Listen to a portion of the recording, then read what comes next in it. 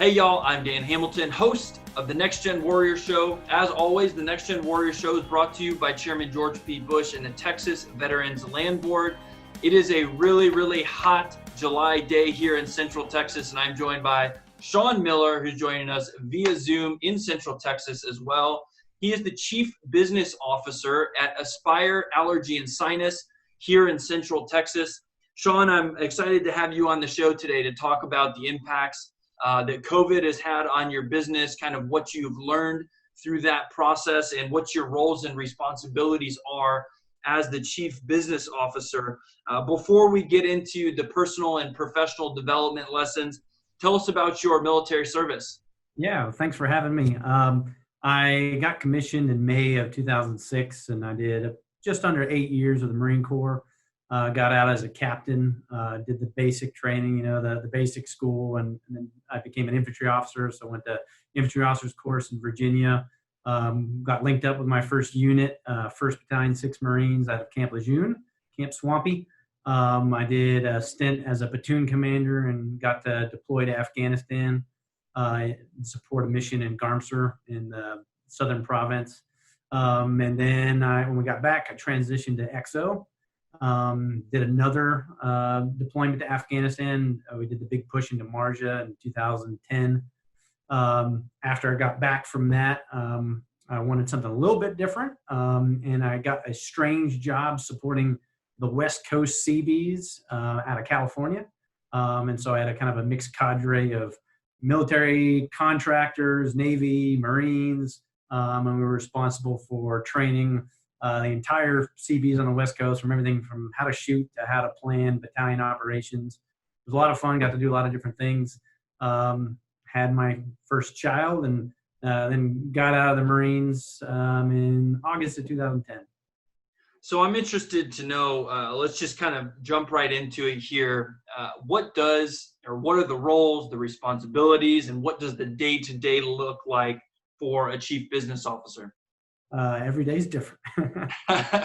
That can be a good thing, I guess. Maybe sometimes it's a good thing. I'm sure sometimes it's difficult, though. Yeah. Well, the joke is, every 6 months the job changed. I've had the same title for 3.5 years, but my job has never looked the same for 6 months in a row. So, we're a growing company. We're an entrepreneurial company. We've been around for 8 years, and so, really, whoever has got the capacity and interest to take on a new project, they do.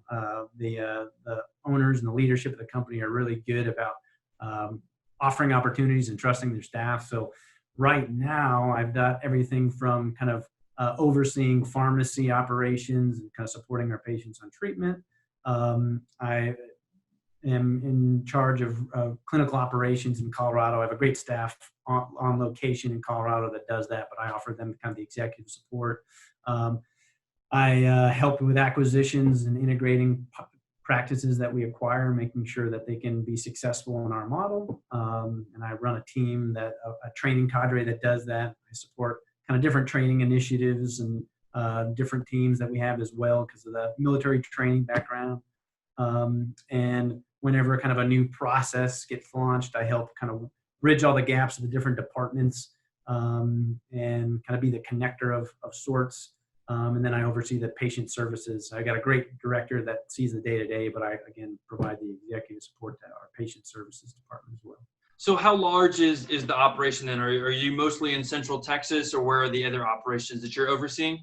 Yeah, well, most of my overseas is here in Austin. The patient services is all centralized. We've got an Austin headquarters, and then we've got clinics now in 50 locations in 3 states, and just about any major city in Texas we're at. And so we've got a chief operating officer that oversees all the clinics in Texas and Florida, and just Colorado is my little carved out piece. But I get to be quasi-remote and quasi-on-site with my team, which is a nice compromise.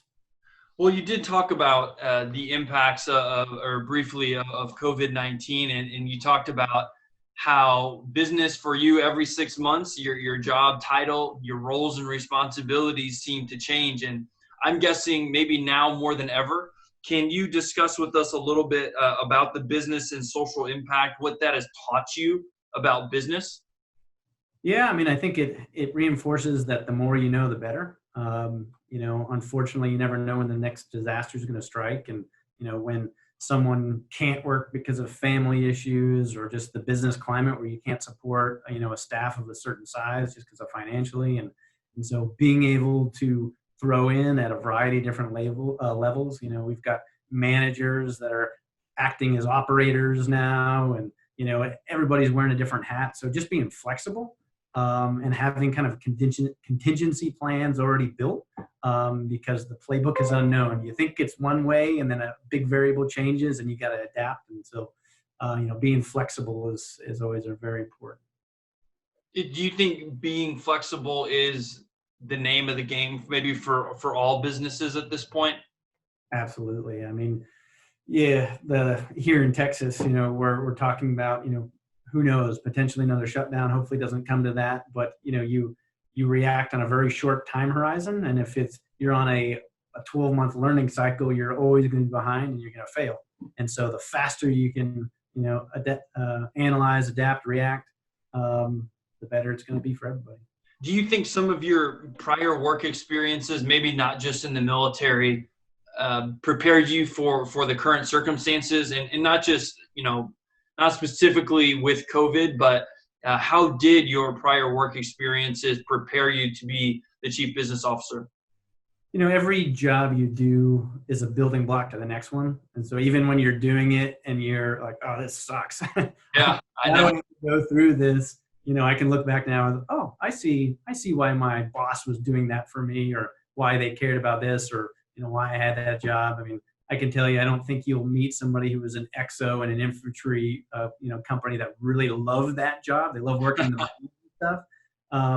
But managing a whole bunch of unique processes in that job helped me out here. Everything from the logistics side to the planning, the training, the tactics. You just do a lot of different things. Working with the Seabees, man, that teaches you how to be a good politician. Yeah, convincing somebody that you have no direct authority over, that is much higher in rank than you, that they need to change the way they're doing something for the betterment of the organization, even though they've been doing it for 25 years. That's a challenge, but that role taught me that. I was in manufacturing for 2 years, and, gosh, resource scarcity. You think, and the Marine Corps is really good about resource scarcity, but, a long-term manufacturing company, they're good at it too. And so all of those jobs just kind of, it's one big soup sandwich of figuring out what to do in the next one. And I'm learning things now that I'll use, later on down my career. And so Sometimes too, I think it's important for veterans, or regardless of where you are in your career, or if you've served in the military, that some of the circumstances that you go through, you might be learning lessons that you actually don't realize your need for them until 5 or 10 years down the road. Yep, absolutely. I'm interested to know, you briefly spoke about your time working with the Seabees after you got back from deployment to Afghanistan, and you were really trying to, I think, implement some changes to the training manual, and but also we're bumping up against some challenges. And I'm interested to know, tell us about that experience and what the lessons are that you learned from it looking back. Yeah, I think that there's multiple lessons. Like, one, even if you think you got a great idea, great plan, if you just charge at it full force and kind of like disregard the opinions of others, you're going to fail, because there's nothing you do that you don't do through and with people.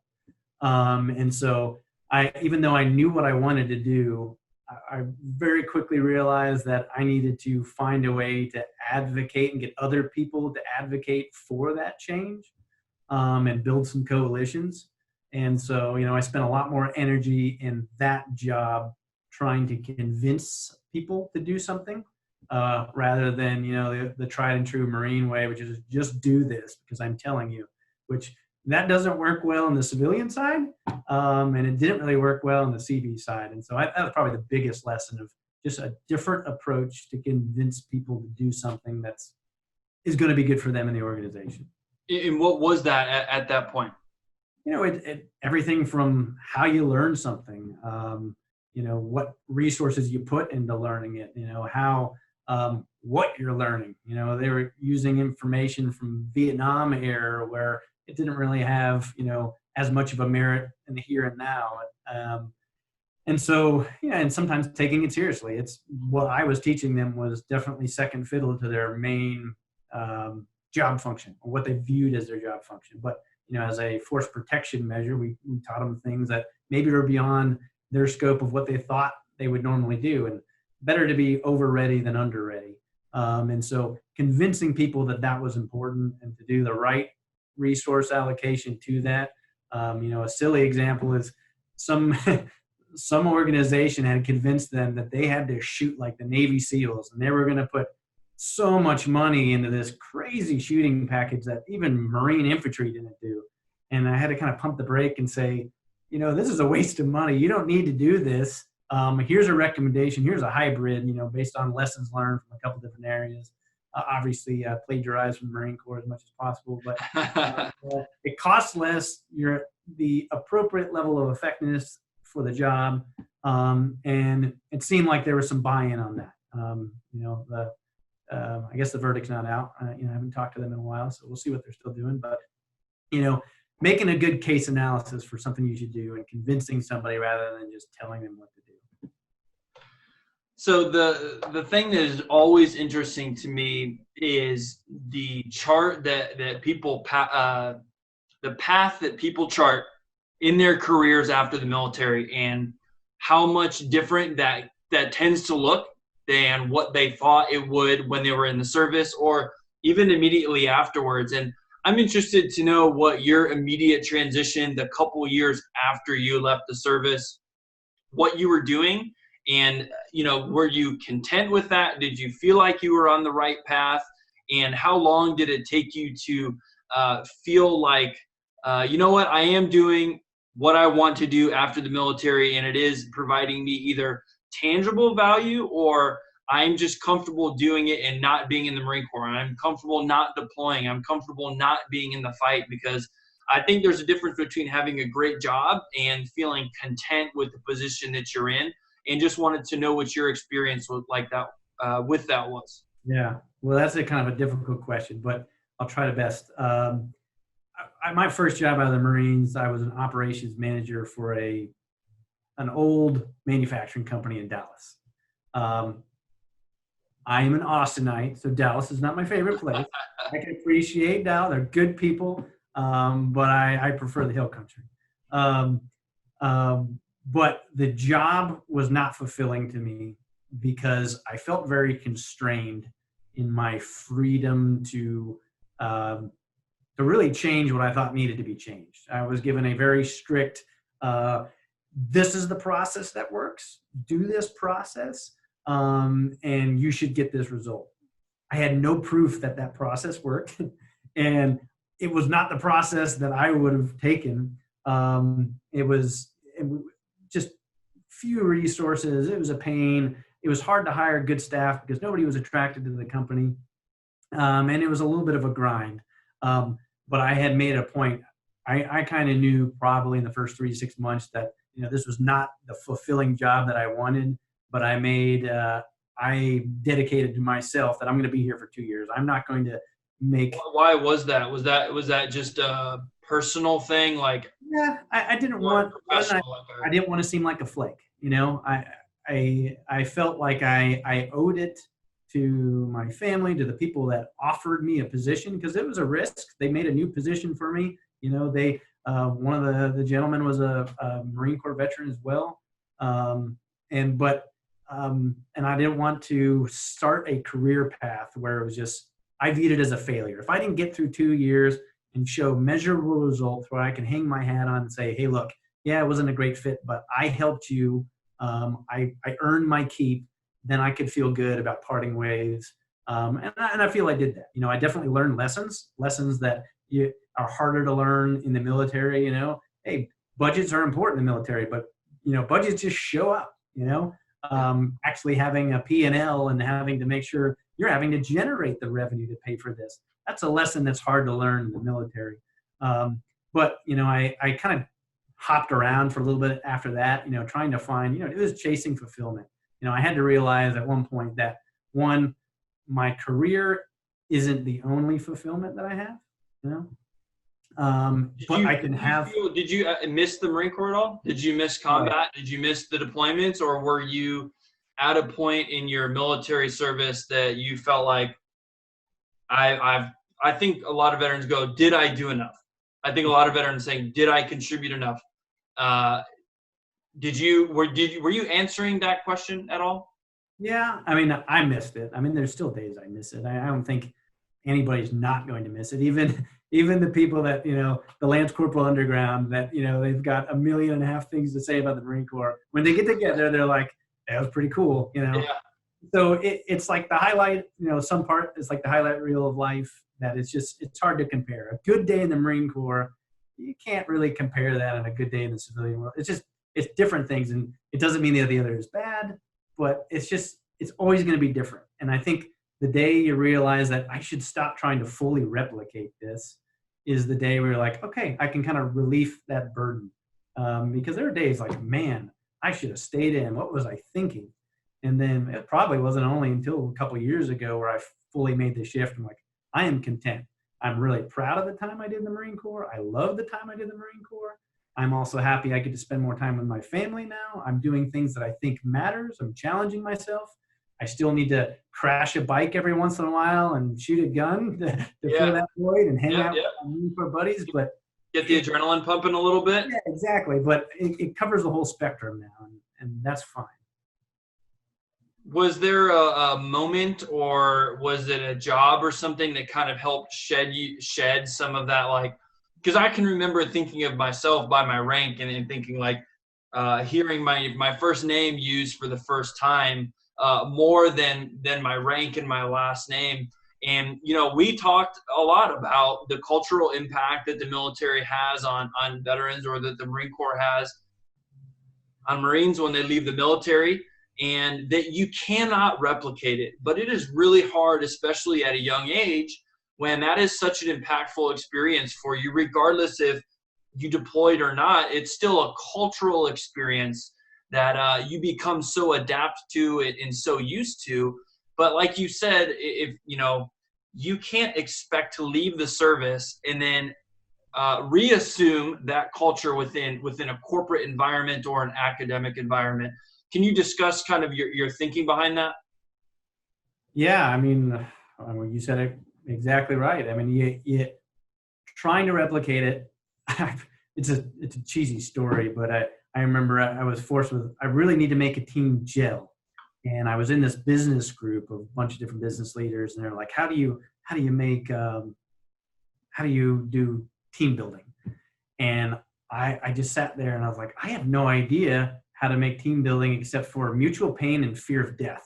That's never going to translate in the civilian world. So, I still don't think I've mastered it, but it's just, you can't, there's certain things you can't compare.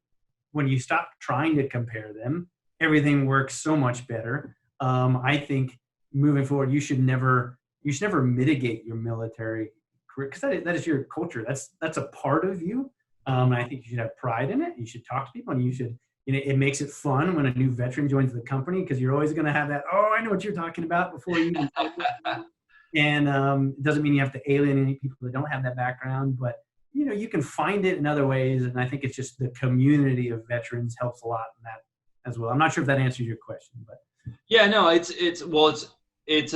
a constant theme that we talk about on the show, and that the cultural approach to leaving the military and the expectations, and then coming into civilian life. And I'm always interested to hear our guests talk about either how they approached it, or the advice that they would give somebody who's on active duty, and is it maybe in the midst of a deployment right now, or is going to be living the military in 6 months, or maybe a family member who's listening to this and going, hey, what can I expect from my service member when they get out, or what are some of the cultural things that I can help adapt them to. And I think one of those things is just realizing, or the veteran coming to the realization, that the culture is different, and that you aren't in the same way that I could never change the Marine Corps.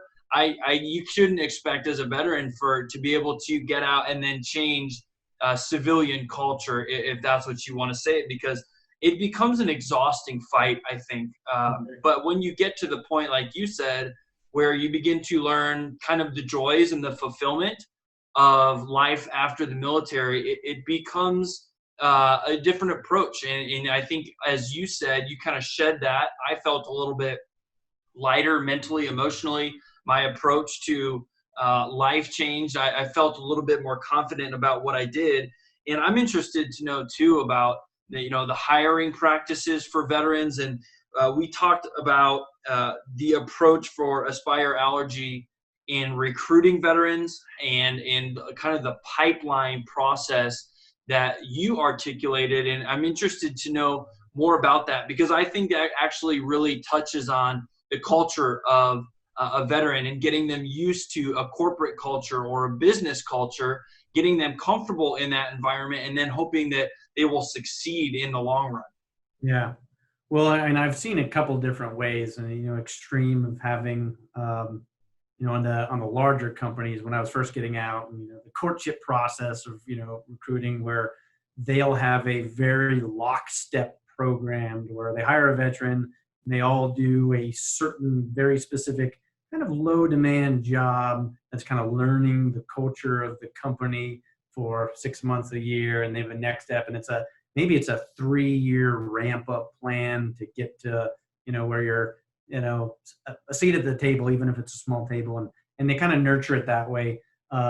My company is not so much like that. I think we all value veterans. I mean, we've hired quite a few of them, and I think we've had a really good job of the veterans we hired being really successful really quick. Because I believe it. I'm biased a little bit that veterans usually come and attack a problem a little bit different way. Not to say there are civilians that aren't resilient. There definitely are. We've got a whole bunch of them here at Aspire, but they're flexible. They're used to not having a whole bunch of resources. They're used to not being micromanaged, but having a hard goal, work ethic. There's a lot of things that make veterans, by and large, very successful in the corporate culture. And I think my company did a good job of just, all right, you've got that background. You already have some sort of a reputation ahead of you that precedes you. And here's a challenge. And we kind of run with it. We don't do as much of the, specific nurturing to transition, which is hard to do. But I think there's a middle ground. I think it's almost a disservice to veterans if you have the runway too long, because then the veteran could feel under-challenged and underappreciated. Wow. It's almost a little bit of a pandering where you need this much time to acclimatize. Hey, we can acclimatize anything. We fight in the Chosen and we fight in Afghanistan, so we can acclimatize anywhere. So, but there's a lot of companies trying really hard to be successful, and I think the veteran just needs to be able to step up and say, hey, look, I'm ready for more, or if it's too fast, help me here. Because I think by and large, companies have seen the value over the last 10 years of what veterans bring, and we just need to communicate. We all need to be better communicators. Well, I want to go back and actually ask you about a job that you had very briefly, and I believe it was after the initial job as director of operations with the steel company. But another theme that comes up on the show is underemployment for veterans, where if you were someone like myself who got out of the military, you may already have a family. You probably have pretty extensive either deployment experience or leadership experience. And veterans will go into, entry-level jobs, which is where they should be, so that they can learn how to run a business, like we said, so that they can learn the culture, so they can learn the business practices. But I think there are times when, regardless if you're a veteran or not, you may find yourself in a situation that you either didn't predict, you feel like maybe your skills aren't being used. And I'm interested to know, I think you had a similar experience like that in your career, and how you approached it personally and how you approached it professionally. Yeah. Well, yeah, I the 2-year mark hit with my manufacturing job, and I had lined up another job. A good advice that I was given is never run from a job, run to a job. And so I did something bad. I didn't listen to that advice, and I ran from a job. And so I took this job, which is kind of manufacturing support logistics side. And I knew on week one that it was the wrong job. Shaun, you made a bad decision. I didn't like the way they dealt with leadership and their employees. There wasn't a trust environment. There wasn't a lot of authority. It was, it was just the wrong decision. And I realized then that I'm either going to be in a job for 2 years and hate it, or I'm going to change to something better. And so by week 3, I was applying for other jobs, and I was not proud, but at the same time, I would rather the company not invest a year to somebody expecting something different, and then have to change. They got 6 weeks. I worked hard while I was there. I learned how to drive a forklift and did everything I could. But life's too short to work at a place you hate. And the key thing is, almost every friend I had that was a veteran, they've changed jobs and careers so many times, because you don't know what you don't know. And somebody can try to paint a picture of what a career path is like for you, but sometimes until you live it, you don't know, hey, this is not for me. And that's a good lesson too. Don't be 20 years in a job you don't like. Move forward. Now, you don't want to make a habit doing that 10 times in a row, because then you've got no reputation. But it was good to move fast in that regard. Yeah. So take us up to the current moment then. You're obviously running an extensive amount of clinics. Telehealth has made a huge impact, I think, on Americans over the last few months, and their trust, their willingness to use it. And also, medicine in itself is experiencing kind of a change, just as many other businesses are. How have you been dealing with it? What are the changes that you have seen either at your clinics, or maybe what do you think the future of medicine is going to look like, or at least specifically within your clinics? Well, I'm no medical expert here. I think that, with us, we're in a unique position where one of our mainstay treatments is treat from home. It's very custom. It's really good science and good medicine, but it only requires the patient to come in one time to the clinic to get tested. And so I think in times where people are maybe a little less apprehensive to, go out and, go to stores, go to businesses, having something where you can support remotely, that's how you're successful, whether it's remote monitoring, remote treatments, remote communication, telemedicine, good software to where you can, run a contact center. I mean, all of those things are going to be more and more important, because people may be less willing to walk into the clinic for a follow-up. There's certain things that you just can't replicate unless you're in a clinic.